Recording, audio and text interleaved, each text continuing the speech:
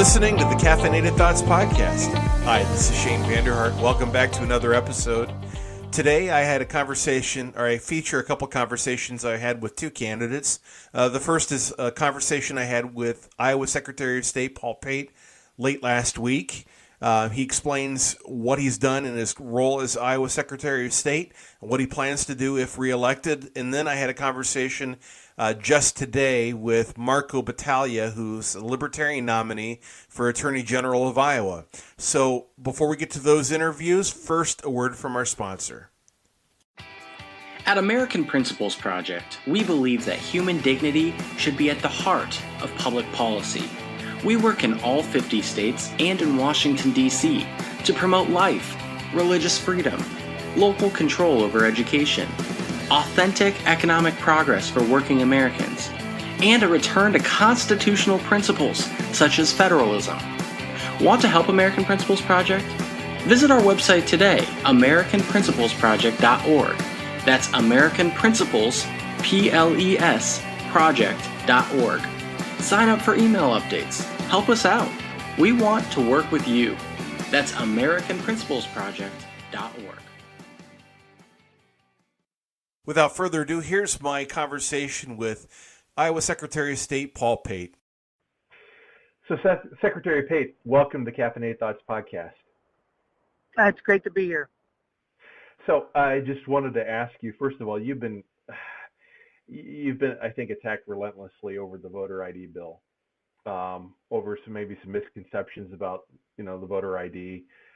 There was that court case where they ruled against you. Could you speak to some of the misconceptions and what the law actually requires, and how you are addressing some of the current concerns brought up by the Supreme Court, or the district judge, I believe? Sure. It's unfortunate. There's a very liberal minority out there that just wants to keep hammering on this one. Iowans overall want voter ID, and they understand that we're protecting something very important, and that's the integrity of their vote. The piece of legislation we passed was very encompassing to make sure that we ensured that people would have access, but also, frankly, we wanted to make sure that we had integrity. So we had it out there with soft rollout. We're rolling along. We went through a primary here in Iowa with no problems, and then all of a sudden the liberals decide, well, let's throw a little lawsuit in here at the 11th hour, and that's what they've done. We had to go before a very liberal district judge who apparently likes to write legislation from the bench, because her position was, well, there is no voter fraud, so you don't need voter ID. And that was a bit alarming, because judges aren't supposed to be writing the laws. They're supposed to be enforcing them. But right.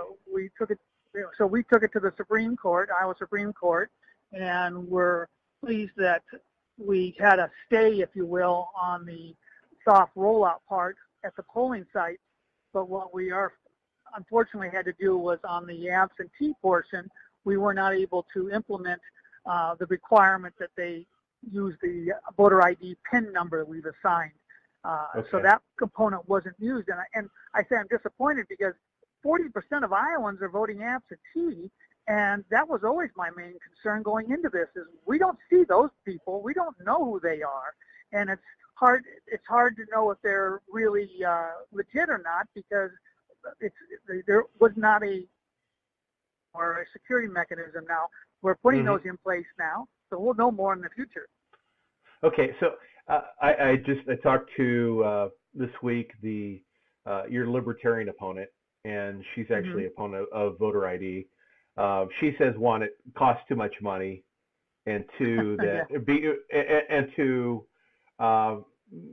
she just doesn't think there's the cases of voter fraud in Iowa that justifies the program. How would you respond to that? Well, that means that she's not paying attention, and she's not aware of why we do it. I'll bet that she locked her car door when she parks it in downtown, and I submit to you she probably locks her house when she leaves it, and there isn't a rash of burglaries or car thefts. You lock it and protect it because you value what it is, and Iowans value their vote. and that's why we do voter ID. I've never implied there's massive voter fraud, but what's the magic number? The liberals, give me the number, and of course they don't. Is it one bad vote, 10, 100, 200? The legislation that we were successful in passing gives us the mechanism in the future as we go forward. We'll start being able to report that information. We're requiring the county auditors and the county attorneys to investigate these potential fraud issues and to report back their findings so we can actually give you hard numbers. Right now, those aren't collected, and it's very frustrating. So to answer the question of my opponent, she needs to understand that when you have something that's important, you don't wait until it's damaged or stolen. You protect it up front, and that's what we're doing in this particular case.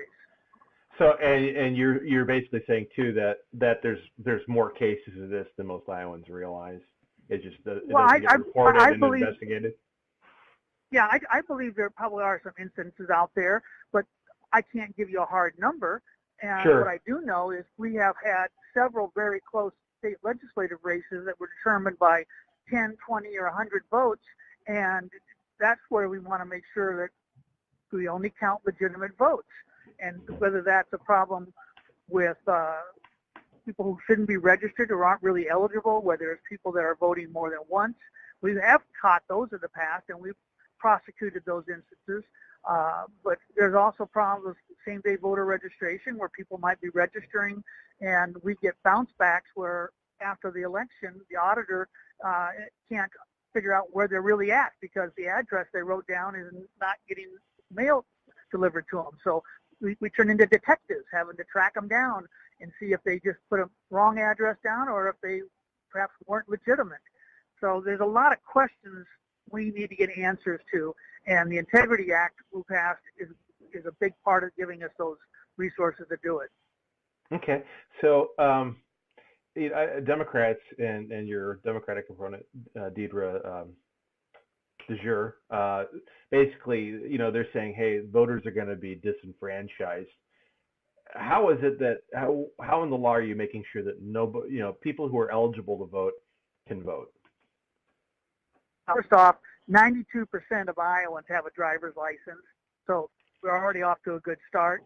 The percentage that was left, we sent them a voter ID card back in December. We have been publicly reminding them, so if they didn't, for whatever reason, keep it or notice it when it came in the mail, that they can call their county auditor and get another one sent to them. We also recognize passports, veteran IDs, tribal IDs, and we're actually working with the colleges to get them to put their college IDs up to par, so that could be a potential in the future. So those are all there, and the best answer I can give, we just went through 40-some special elections in Iowa under this soft rollout and a major primary without the world coming to an end with voter ID. The Democrats, in fact, had a record number of, I'll clarify, they had one of their highest voter turnouts ever for a primary. But we had a record number in the state of Iowa for absentees. So voter ID did not impede anybody from going out and voting. In fact, the Democrats had put the word out with a toll-free number saying, please call us if you run into any problems, because they were trying to build a case against the voter ID. And guess what? They didn't get anything. So we've been tested, and we've been proven that we can do it, but it's not easy. I've got the ACLU out there posting on their social media that we are photo ID and that you have to have it or you can't vote. A lot of misleading information. It's not actually true, because even if you forget your ID in the future, we can vote provisional and they will have to come back with their ID, or they can use an attester. So again, we're not turning people away, but I think it's okay to ask for a little responsibility here in voting. This is a pretty important thing. So that's all we're doing. I agree. And I'm just playing devil's advocate. I want you to explain this, because for people who may not understand this, I think this is just common sense. Just a couple questions follow up on what you talked about. First, how are student IDs currently not up to par? What are you expecting Regent universities and private colleges to do in Iowa to? Well, we've reached out. we've reached out to them and said that we wanted them involved in the dialogue. They need expiration dates on there. We need some address information on there. There's got to be something that's, can prove that who's packing the ID is who they are. And a lot of that can be put on the barcode system, so it isn't really requiring them to change the physical format as much as if we can get it on a barcode. That would help us go a long ways. But we're getting there. We've had good dialogue with them, and I think that's a positive step. But again, the Des Moines Register even came out with a poll recently that showed 92% of Iowans said, "Hey, this voter ID thing is not a problem. We get it. We have no problem voting." The same Des Moines Register did a statewide poll a couple of years back, and overwhelmingly Iowans said, "Yes, we want voter ID." That was including Democrats and independents. So Iowans understand it. They support it. But unfortunately, we have some elite in the media and in some liberal organizations that want to do our thinking for us and tell us that perhaps we aren't sharp enough to make these decisions, and they're going to tell us what's right. And I find that offensive. In one case, it's that they're actually one and the same. A former Des Moines Register employee is a communications director for one of those organizations. So, which I find, I said, well, at least he found his true call. So, yeah, I think it's intriguing that the Des Moines Register did not one but two polls reinforcing how voter ID is an acceptable means of protecting the integrity, and Iowans want it, but they themselves go out of their way to say that it's a bad thing. Well, they probably polled it again. It's like, oh, that can't be right. Let's do this poll again. Well, I kind of think it reflects why certain publications have declining subscriptions. Yeah. Oh. They don't speak for Iowans.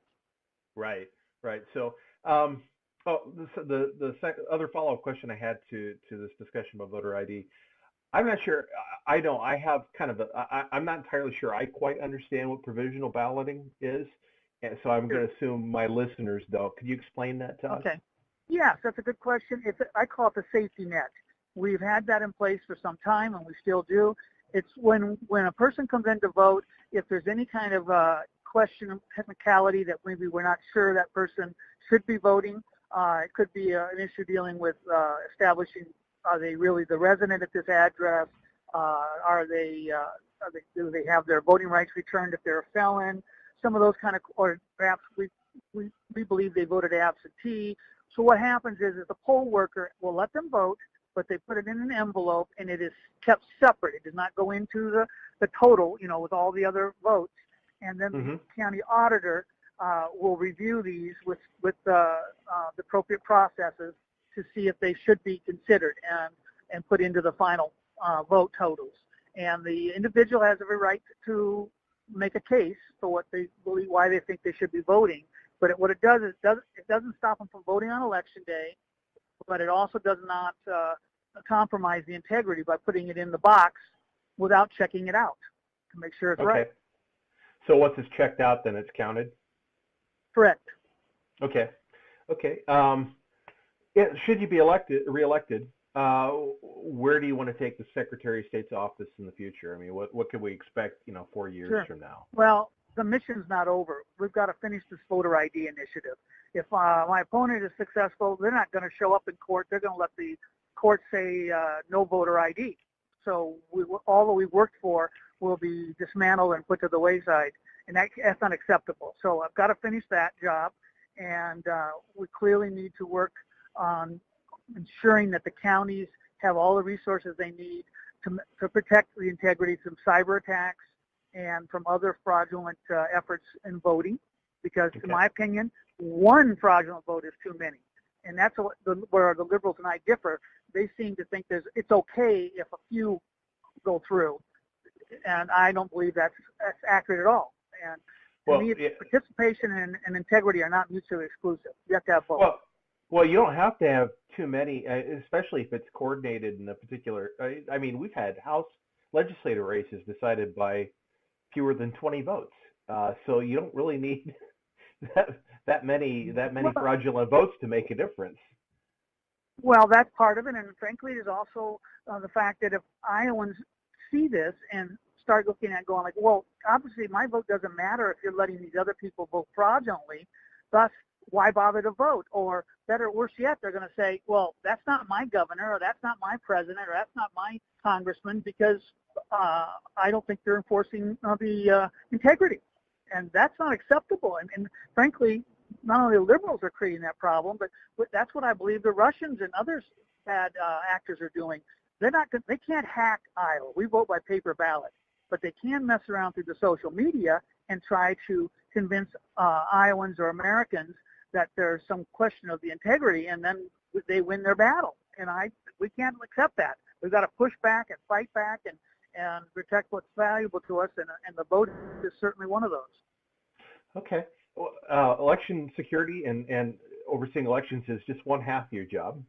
Let's talk about the other half. The half that's maybe, I guess, not in the public eye nearly as much, and that's working with business filings and things like that. There's been some changes made in this in the prior 4 years. Can you kind of discuss what you've done in that area? Sure. Well, as a business person myself, I felt the frustration of government putting more and more red tape and not being sensitive to the fact that, hey, we're running a business here, and everything the government throws at us is extra overhead that doesn't produce one single new widget. So in my office's case, we're the portal, if you will, for businesses in Iowa. All business filings are through us. A lot of other registrations come through us. A lot of the credit liens go through us. So we've got hundreds of thousands of businesses we interact with. So the first thing I've done when coming back into this position was, hey, we've got to streamline it. We've got to cut the red tape. So we worked hard to upgrade the technology so that we could let these businesses actually operate at the speed of business, not government. Meaning you don't have to wait till they open up in the morning and you get to them before 4:30. These filings, we're setting them up so they can do them online, and thus we fast track it. Literally, what used to take a week or more, they can do in 3 to 5 minutes online, and that means that you don't have to live in Des Moines to get better access. By driving over to our office, you can do it from Charles City, Iowa, or Ida Grove. Okay, so do you see any changes made in the future to make that even more efficient, or even better still? Certainly. We've got to continue to finish the task here. We've done our new corporate filings are on this fast track process. We're now going into doing the other areas of filing so that hopefully within even early as a year from now, all of them will be on online fast tracking so companies can operate. And we're going to be able to shift resources over, because just what we're doing right now is going to save us 4,000 man hours a year. That means I can take those personnel hours and have them on the phone or online helping customers with personal services rather than putting them into a phone answering system and wondering if you'll ever get an answer. So that's a big step forward, is being able to shift to more customer service and moving the entire process to the technology age. I kind of think sometimes my office before I came back kind of skipped the whole Bill Gates era. We were looking at some pretty old technology in there, and I put a priority on changing that. So we've got to finish implementing that, and I think by what we're doing, we can serve as an example for other state agencies to follow our lead and offer some of these same initiatives in other areas of the government. Great. So is there anything else that's coming up that maybe I'm not thinking to ask that you would like to tell our listeners? Well, we've got a few big things coming up around the corner. I was successful in getting legislation that would allow 17-year-olds to register and be able to vote if they're 18 by November, because both the Republican and Democrat parties allowed 17-year-olds to participate in caucuses, and I thought it was appropriate they'd be voting in our primaries. So starting in 2019, that'll be a reality, and I think that'll help inspire them to be future voters too, not just in a one-shot deal. That's a big one, and we also merged city and school elections to one date in November, because we had such dismal turnout. Nobody was even going out. It was like 4 or 5% of the people voting in these school or city elections, and that's not acceptable. And I'm not here to give a magic number, but 4 or 5%. We value education in this state. I think we can, and so that's something we're implementing here as we go in 2019, and of course just the partnering that my office is doing with the FBI and Homeland Security and other agencies to ensure we have the cyber protection out there so no one has to be concerned about bad actors coming to our state is something we've got to keep on top of. Elections are like a long-distance race with no finish line. You've got to keep working every day, and that's what I'm doing, and I will continue to. Great. Well, one last question. It's a new one. Sure. I'm starting to ask people that have not asked this question before. And since we're the Caffeinated Thoughts podcast, what is your favorite coffee drink? Yeah, well, I'm going to kill you because I'm you don't like coffee, soda do you? guy. I'm a soda guy, yeah. Well, I blow the whole thing, don't I? Yeah, well, you get your caffeine. I would have to say caffeinated a different way. I take my caffeine through my Pepsi and Coke products, but I would tell you when I'm off duty, an Irish coffee is pretty darn good. Nice. Well, you're in good company. My wife doesn't like coffee either, so. All right. Well, Secretary Pate, it's been a pleasure. Thank you so much for your time. Sure. Thank right. you, and I just want to remind your listeners to be a voter and get out there in November. All right. Thanks so much. Good luck. All right. Bye-bye. And here's my conversation with the Libertarian nominee for Attorney General of Iowa, Marco Battaglia. Marco, thank you so much for taking time to speak with us on the Caffeinated Thoughts podcast. Yes, thank you for having me. Happy to chat with you. So the question I ask every candidate I speak to for the first time, unless it's maybe somebody who's been in office for a long time, why are you running? In my case, it was studying this position, kind of the justice system as it currently stands in Iowa, and I was originally in our first primary for governor of Iowa, and just seeing this position go unopposed. I saw no primaries from the Democrat Party or the Republican Party, and then when encouraged by a number of lawyers, county attorneys, and people in law enforcement to accept the nomination, I didn't want to see this race go unopposed. I think there was plenty of concern over many years with our current Attorney General and things that were concerning to me, seeing him, not talk about what some of the problems were or what he was going to change in given 4 more years. So yeah, I was basically not wanting to see this race go unopposed. Let's try to give him opportunities to show up to be held accountable by the public. Yeah. Okay, so I know I've thought this, so I'm sure other people are probably thinking this as well. You're not an attorney. At least I don't believe you've gone to law school. How are you qualified? So what I am is pre-law from the University of Northern Iowa.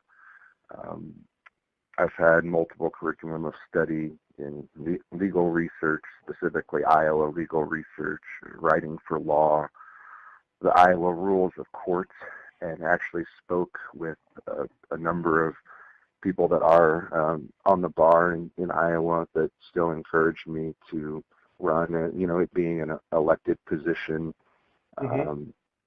My experience in political science, and then also in the private sector, in terms of I have worked with law regarding insurance, banking, home mortgage, have worked in financial crimes, so over a decade of experience kind of on the front lines, and that's dealt with things like usury, money laundering, elder abuse, and really any manner of kind of the scams that are hitting anyone from a young person taking out their first credit card or looking into student loans, or an older person getting a call fishing for information or kind of telling them they're going to enter a contest. So I've seen, I think, the scope of same with contractor abuse, things of those nature.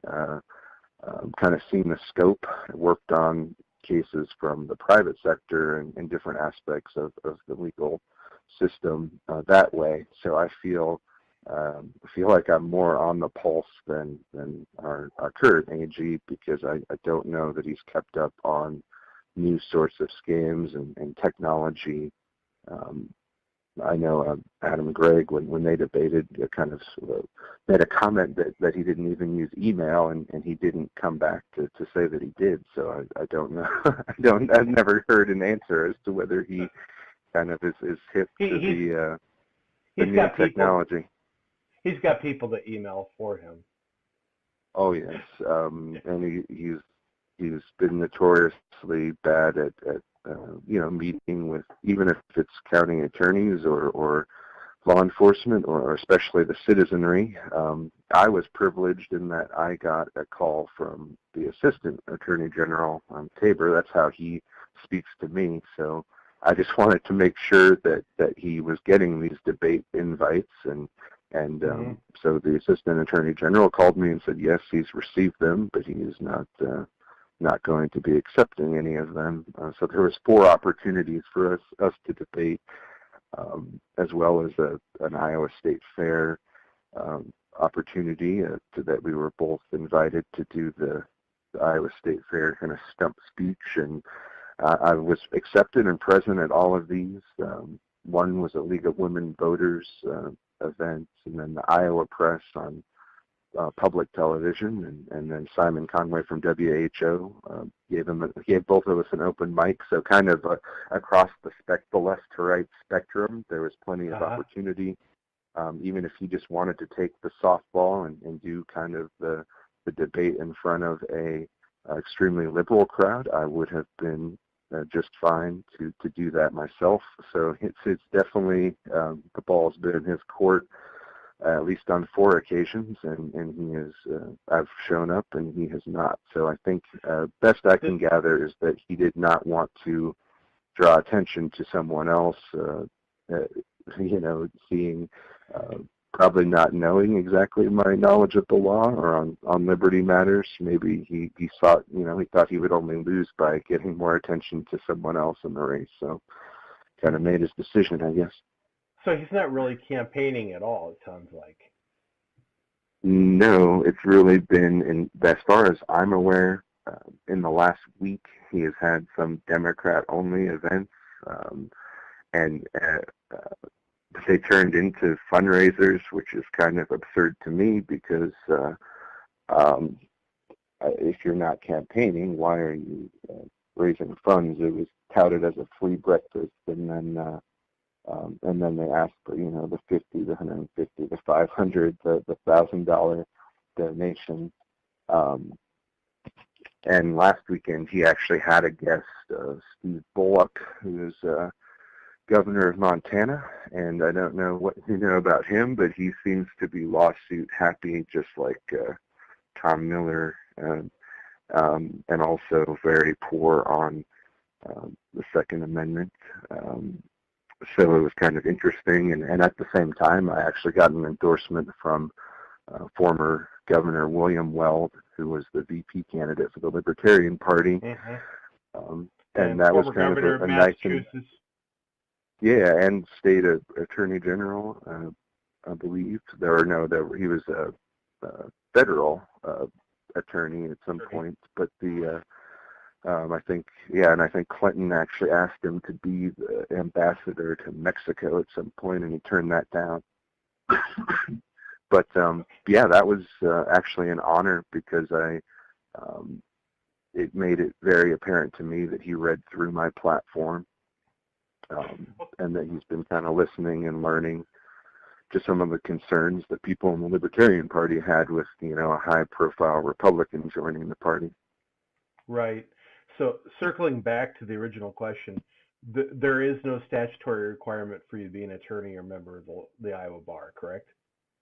No. There's no requirement for that at this position. And I actually think that there's actually some reasoning why we've had Tom Miller would have been unopposed a second time. If if I, didn't accept the nomination. The bar is kind of known. I've talked to lawyers that kind of say if you don't kind of play by the old boys club, that you have trouble starting up as an attorney in your own practice in Iowa right now, and also seems to be some nepotism and cronyism in terms of getting to positions of power at the county attorney level and beyond. It's kind of, to me, it's kind of been used as a stepping stone for political careers more than the role as it is in Iowa code deemed for, what you're supposed to be doing as Attorney General of Iowa. I think that there's actually a reason why they don't have that requirement, especially going back to the state constitution and even the federal constitution, some concern about what lawyers would do in those kinds of positions, and also case law to me, which is what a lot of people with JDs pick up on, and there's actually a quote they put in the Iowa Press where I said, case law is kind of divergent, in my opinion, to the founders' intent. So I see some problems with it being, if they were to make it mandatory that you have to be, on the bar in that state to run for that position. Okay. So I looked at your website, and your tagline is Justice Reformed. What do you mean by that? Why does justice for need me? to be reformed? Yeah. A big one to me is people that have gone through the justice system, that have, in many cases trying to do the right thing, still have a very high burden in Iowa, and that's in a couple of ways. Occupational licensing reform, I think, is a huge one where there is tripartisan agreement, and we actually had I like that. a Libertarian. Tripartisan. That's not a word I hear very often. Well, hopefully we'll be hearing it more because to me it came from Nebraska. We have a Libertarian Senator, Laura Ebke, and she introduced occupational licensing reform legislation that then went through the legislature, passed nearly unanimously. I think one person voted against it, and then the governor, Ricketts, signed that legislation, and so this is like a modernized review of licensing in the state, and actually making sure that licenses are reviewed on a regular basis to see, is this still necessary? Is this playing its proper role that it was intended for in terms of public safety? Are there barriers to competition by having a license for this specific occupation? Is there a burden against people that have a criminal record in the past, and especially a nonviolent criminal record? Are we making it harder for them to go up the economic ladder in a way that's unnecessary any longer? And especially in Iowa, I see this as needed because there's some licensing that goes back 50 or more years that at bare minimum needs an honest review, if not an actual change to the licensing. Right. So you'd be pushing for legislation to do this, because how does that fall in the purview of the Attorney General, I guess? Well, the Attorney General does have the power to introduce legislation, and also would have the power to work with the legislature to focus on this. Okay. And to me, it, you see Tom Miller give his opinion on pretty much every bit of regulation that comes down the pipe, it feels to me. So at bare minimum, I would be willing to champion it as something I would like to see get done. And if that legislature, if no one introduces it, I would be willing to help introduce occupational licensing reform, a pretty simple piece of legislation, more by example of what got passed in Nebraska. I mean, with any legislation, there's a concern, they'll throw in all these other things that give it a hard time to pass. But I think Nebraska set a good example of occupational licensing reform that can be done. But yeah, also criminal and civil justice reform, to go back to the question. The family law is an area of grave concern that I have seen kind of been brought to my attention in pretty much every corner of the state. I don't know if you're familiar with the term parental alienation.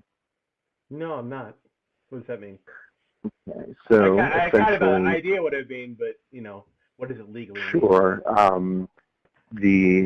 It's a study of the impact that can happen when a parent is separated from their child, and that can be intentional by one of the parents alienating the child from the other parent or a family member, or it can be due to an action that the state has taken, whether it be in family court or whether it be through CPS or Department of Human Services in a broader sense. And I've spoken to many parents and grandparents that have really heartbreaking stories.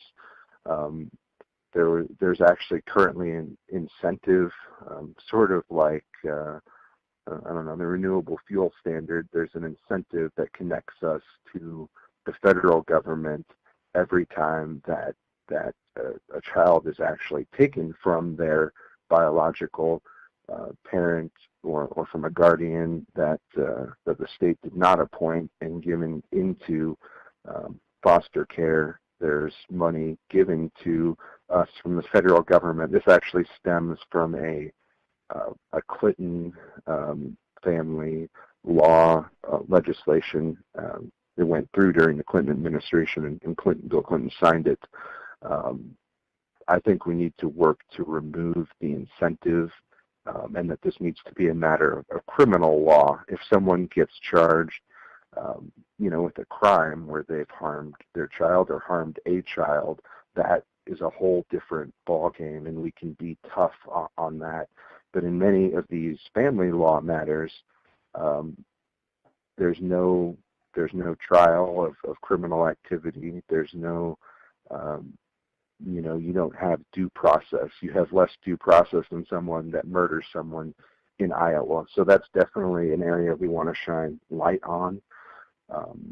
And also the general, some of these problems coming along with scheduled substances that are unscientific, or racial disparity in terms of people, worried about losing their Second Amendment rights if they use medical cannabis, in terms of people getting their voting rights back, their gun rights back. I think that needs to be addressed.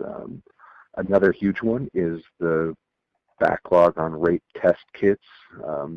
Met with law enforcement from a number of counties and police chiefs, and really I think if I can champion that, that'll be huge in terms of being tough on violent crime, taking on human trafficking, because there's an existing backlog where you don't want your law enforcement having this indefinite period where they don't know if they're going to have evidence they need, especially in something as atrocious as a sexual assault.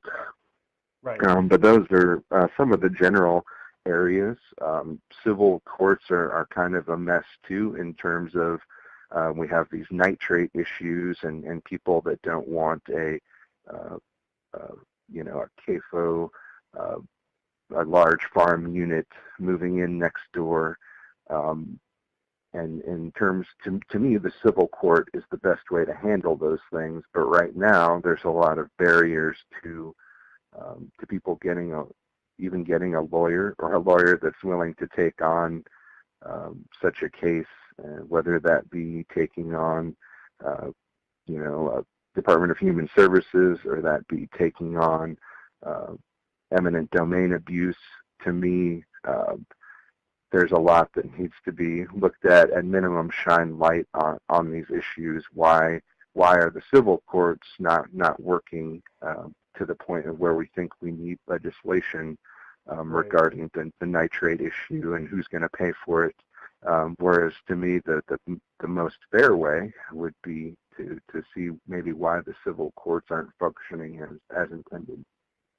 Okay. So you also mentioned addressing mental health. How do you think that needs to be addressed? I mean, what would be some of your ideas? It's obviously a huge issue here in Iowa. It is. I've been campaigning on it all year now, and I think I've been to every mental health facility in the state in some capacity, even if not just as a private tour. So I think that this is a huge issue, that it's a public safety issue, especially when, like we've heard, thankfully, we've heard it all the way up to the governor, at least where people are aware of this issue now, where first responders, be it law enforcement or emergency response, are increasingly the people that handle mental health issues when there's no other avenue in our counties. I've been an advocate for what's called the clubhouse model of mental health rehabilitation, and this we have this example here in Des Moines with a place called Passageway Mental Health Clubhouse. And what this is generally run by people that have rehabilitated from their own mental health issues, breakdowns, and or maybe they're still dealing with it, but they feel they've had it under control and gotten back in the workforce and got their personal lives in order. But this is outside of the realm of whether someone has insurance or not. It's a place that you're not going to get turned away from, regardless of any aspect short of someone turning to violence or something of that nature.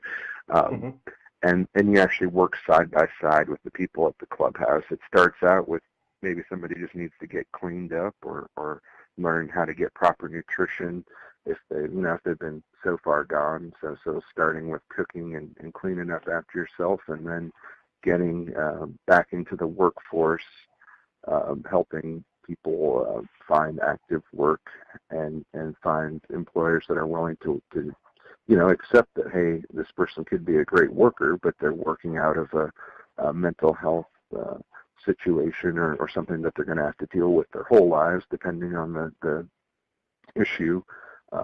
But this model has worked nationwide in terms of recidivism, keeping people out of hospitals and prisons, jail cells.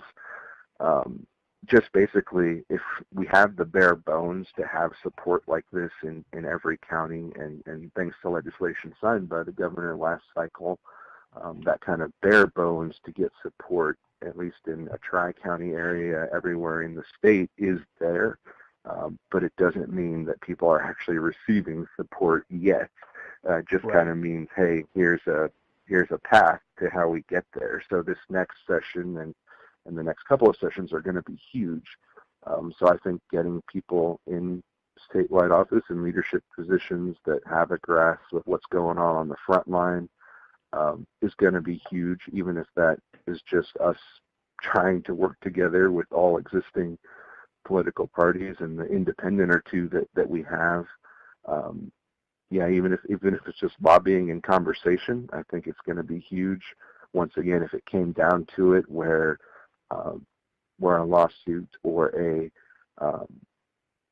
introducing legislation appeared expedient, necessary, I would entertain that idea. I really think it's kind of gotten out of hand, where the Attorney General jumps to a lawsuit with the federal government, and it's usually a very partisan thing. To me, you would only do something like this if you see an Iowan that has been negatively impacted by actions of the government, and then you support them up to a lawsuit. But in a lot of these cases, it's someone like Tom Miller jumping on with Democrat attorney generals to be party to a lawsuit that has not affected anyone in Iowa. And I think that's a problem, and it happens both ways. Republicans do it with Republican administrations, and Democrats do it with Democrat administrations. So yeah, I think that's something that would be on the table if we have a real boondoggle with Medicaid and with mental health reform, where Iowans are being negatively impacted in so many ways. Then there may be a need for it to come to that, but I think that's another area of that tripartisan agreement where I haven't talked to anyone from any political stripe or lack thereof that's not concerned about what we're doing next for that next step on mental health. Okay, thank you so much for that. Two more questions, and then let's give you a chance to give your closing arguments to our listeners. The first one is you also mentioned you want to take on corruption. Where do you see corruption that's blatant in Iowa, how would you address it? Yeah, a huge one is sort of what amounts to legal bribery, and this happens at the Attorney General's office, where a donation comes in from a utility or from a company like Microsoft or Google or even a pharmaceutical company like Pfizer. All of these give donations to our current Attorney General. To me, this is a position of maybe above the rest that you want only beholden to the people of Iowa, attorney for the people, beholden to Iowa code, and just this idea that they're somehow giving money to someone that can write legislation and that has the power to take up lawsuits or say, this is something that's unconstitutional. Let's take this as far as it will go in court.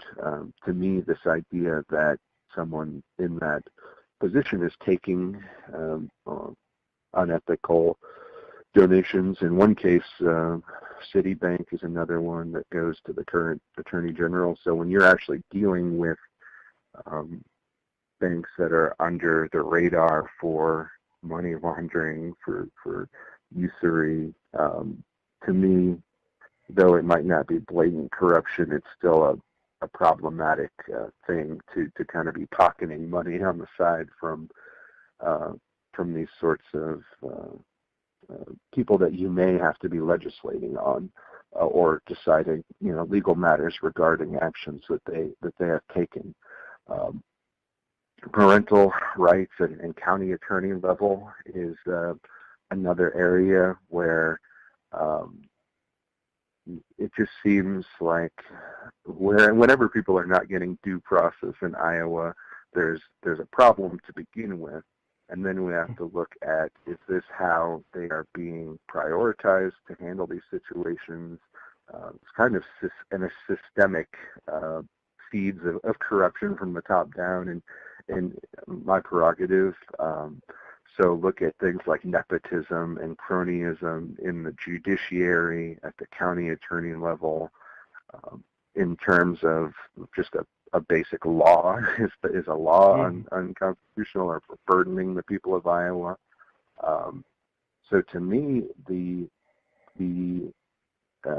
it's sort of an independent investigation that I would say that needs to happen into corruption in the family law situation, and also more support for access to the law to every Iowan, whether this be things like American with Disability Act advocates, legal technicians that can help people that either have an attorney that doesn't want to take on the state or that have an attorney that or can't afford an attorney, things of that nature. So it kind of blurs the line as to, is this corruption or is this a lack of access to justice?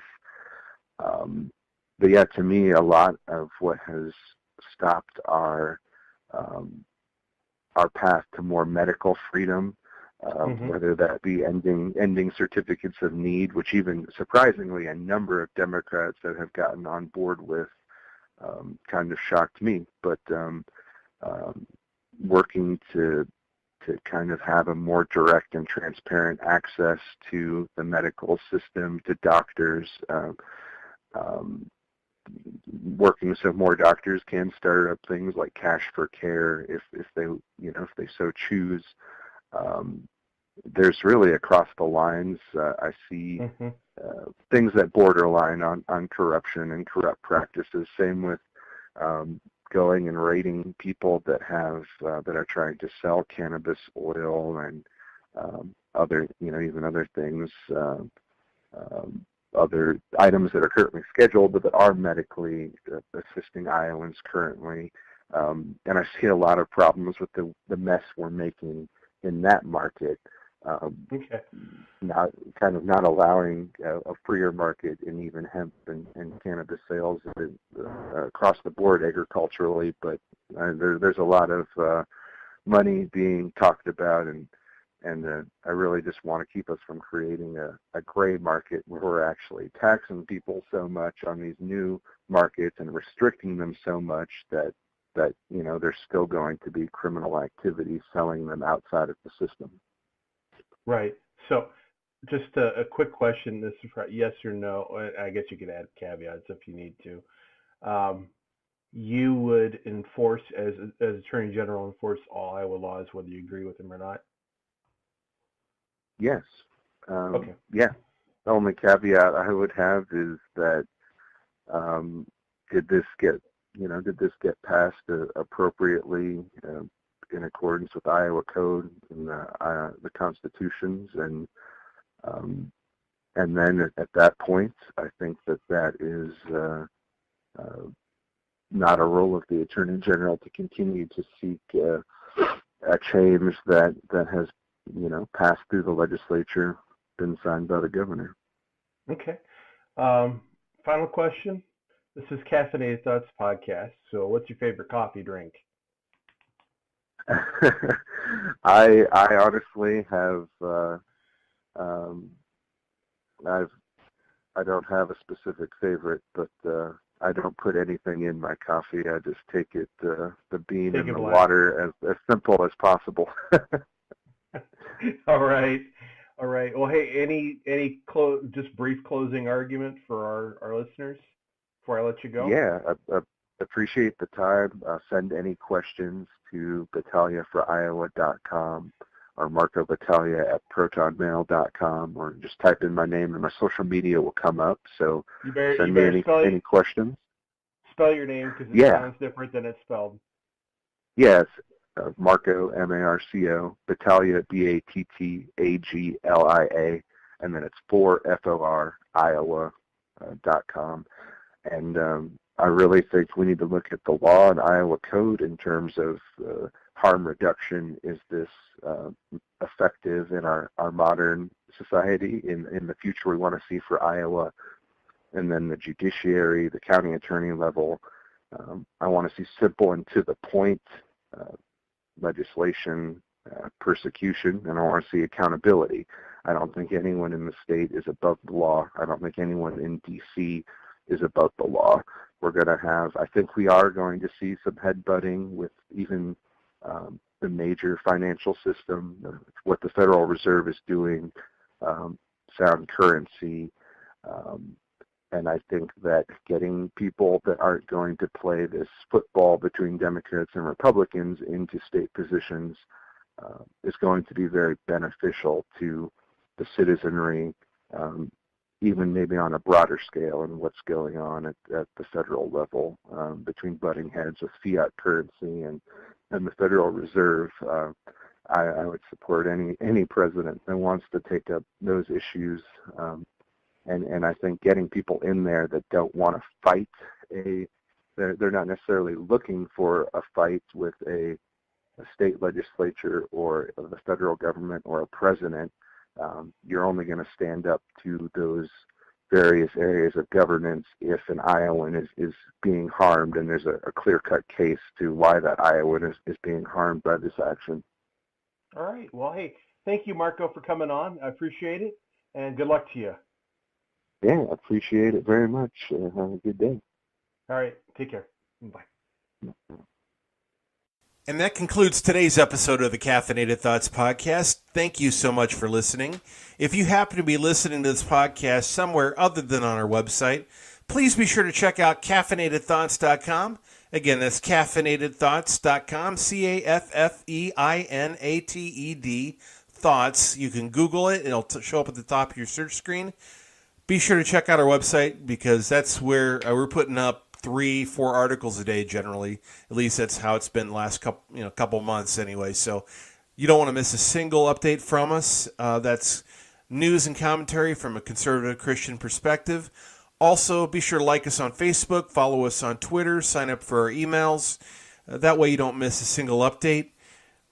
Then you could subscribe to this podcast using your favorite podcast apps such as Apple Podcasts or Google Play or Stitcher, Podbean, SoundCloud, and Spotify. If signing up for one of those, subscribing to one of those, you get to listen to us on your phone or iPad or tablet using your favorite podcast app. You could also listen to it on your computer as well. Just want to thank you so much for listening. I appreciate it. This has been fun. Winding down before Election Day. So I don't know about you, but I'm looking forward to Election Day getting here and leaving. That way maybe I'll settle down for a couple months before we get into the 2020 swing. I can't believe I said that out loud. Anyway, hey, thank you so much. And this is Shane Vander Hart. God bless. Take care.